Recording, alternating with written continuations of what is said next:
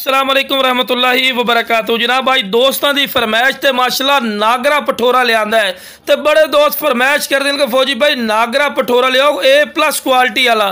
तो लो बिरा तोता फेस ने वाइट अख दे और माशाल्लाह कन्न दे लापर भी चेक कर सकते हैं, चंगे लंबे कन्न और जालर वेखो बिरा थले तक माशाल्लाह जालर आ रही है और बिल्कुल ढिली चमड़ी का माशाल्लाह पठोरा ही ने और खूबसूरत और नायाब तोहफा ही ने माशाल्लाह। फेस ब्यूटी भी माशाल्लाह चेक कर सकते हैं और बिल्कुल बरीक पशम दे विच ते फुल क्वालिटी जनाब चेक करवा रहे हैं माशाल्लाह। बिल्कुल चिपटे सिंगां दे विच ने ते बिल्कुल तोता फेस ते मूँह जनाब खीरा ही ने।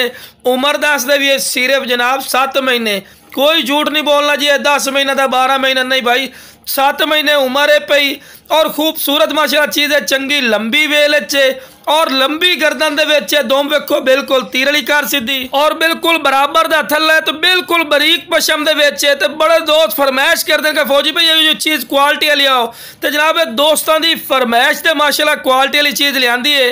तो हुण रैट की गल की जाए अगर ये नाल दा बिरा मंडी च पता कर लो या किसी अयाली को पूछो कम अज़ कम 70,000 60,000 रुपया रैट कर दें तो अपना की रैट होना थोड़ी सोच तो भी इंशाल्लाह कम रैट। तो बाद दोस्त आते फौजी भाई रैट नहीं दसते रैट भैया इस किलो दसना चलो इस बहाने तुसी कॉल कर दो तो थोड़ी कॉल की रिस्पैक्ट ना हो इज्जत ना हो तो फिर तुसी गल करो इंशाल्लाह बिल्कुल मकूल और जायद मुनासिब रेट ते देवांगे।